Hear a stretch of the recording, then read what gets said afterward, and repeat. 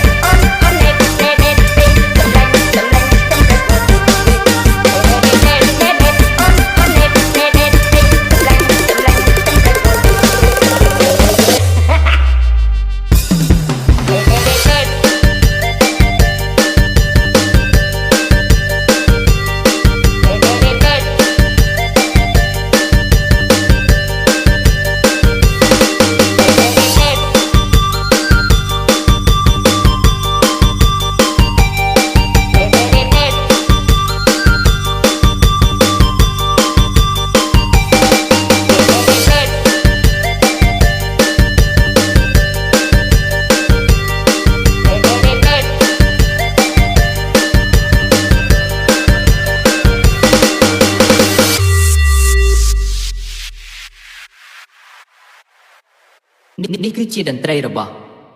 សុខណារីមិចบงเวทบงสำลังพิซาบายบงพิซาบายก็บงเวทบงเวทสำลัง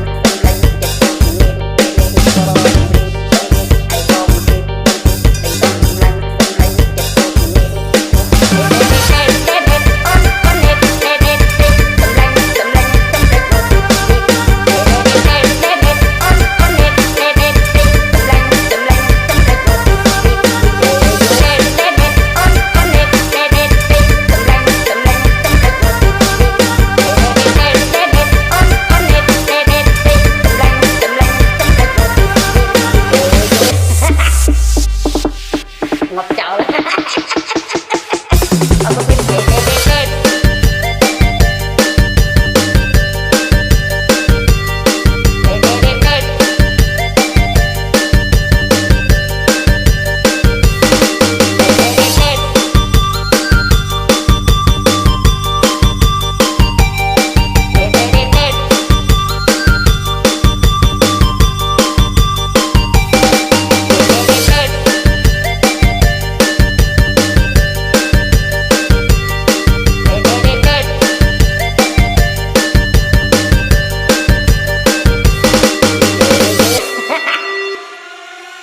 ngọc chậu